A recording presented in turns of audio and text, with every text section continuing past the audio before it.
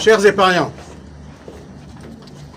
depuis près de 5 années, 18 000 compatriotes sont précarisés et en détresse à cause des gouvernants véreux déchus qui ont décidé de dévaliser une microfinance appelée BRSA, empochant par la même occasion une bagatelle somme de 75 milliards de francs CFA.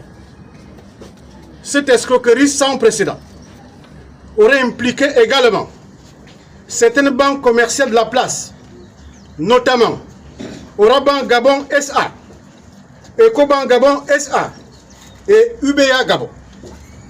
Une escroquerie, mesdames et messieurs, qui aurait conduit le Congrès des agents publics, parapublics et privés de l'État CAP à déposer une plainte auprès du tribunal de commerce de Libreville en date du 7 octobre 2024.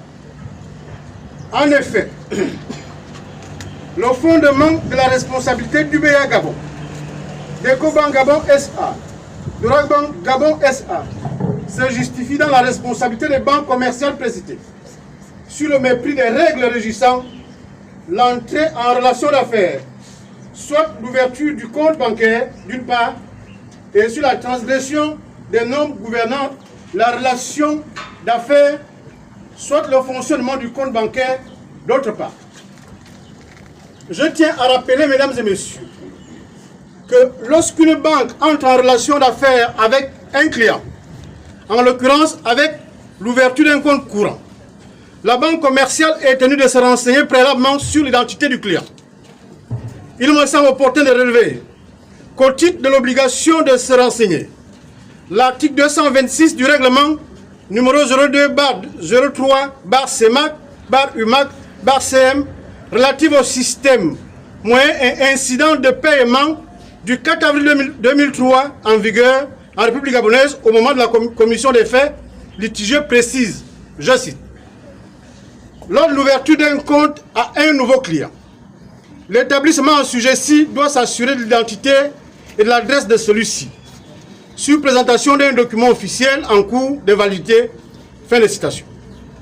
S'il s'agit d'un compte collectif, les mêmes diligences doivent être accomplies à l'égard des co-titulaires.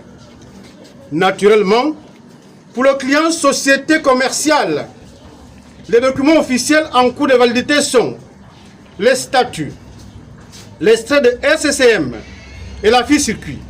C'est ce qui ressort expressément de l'article 9 et 11 du règlement numéro 01-03-CEMAC-UMAC portant prévention et répression du blanchissement des capitaux et du financement du terrorisme en Afrique centrale, en vigueur en République gabonaise au moment de la commission des faits.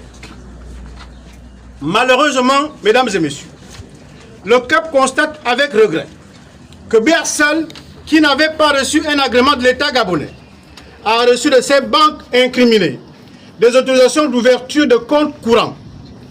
Aussi, BRSAL aurait-elle déposé et placé d'importantes sommes d'argent par jour, par semaine et par mois, alors même que cette société n'était pas légalement constituée.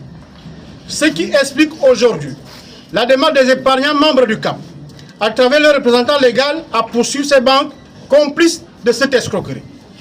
Mesdames et messieurs, mes chers compatriotes, en leur qualité de professionnels du secteur bancaire, Ecobank SA, UBA Gabon et Oraban Gabon SA ne pouvaient omettre l'exigence d'agrément, soit en qualité d'établissement de crédit ou de microfinance pour BRSAL, ou l'exigence d'agrément en qualité de dirigeant d'établissement de crédit ou de microfinance au moment de l'ouverture d'un compte chacune à cette dernière. Car ces différents agréments constituent de plein droit des documents officiels en cours de validité, surtout que exiger la preuve de la qualité d'établissement de crédit ou de microfinance et ou celle des dirigeants d'établissement de crédit ou de microfinance reste une règle d'ordre public. C'est pourquoi, mesdames et messieurs, mes chers compatriotes, les 18 000 épargnants gabonais fondent leur espoir sur l'indépendance désormais de la justice gabonaise en cette période de transition. Car le chef d'État, son Excellence, le général de brigade Brice Clotaire Oligui-Nguema, n'a-t-il pas dit que la justice est désormais indépendante et au service de son peuple? Les épargnants, par ma voix, saisissent cette occasion pour remercier la justice gabonaise qui a accepté enfin, je dis bien enfin, l'ouverture de ce dossier qui n'a que trop fait de mal aux familles gabonaises. Pour le 17 décembre 2024. Comme si le 17 décembre, c'est l'année prochaine. C'est dans quelques jours. C'est pour cela, je demande aux épargnants, aux 18 000 épargnants, d'être ici même, au tribunal de commerce, le 17 décembre 2024, pour que l'on suive en direct cette audience, cette escroquerie, cette implication, cette escroquerie des banques gabonaises vis-à-vis de vous, parce que la récréation est terminée. Je vous remercie.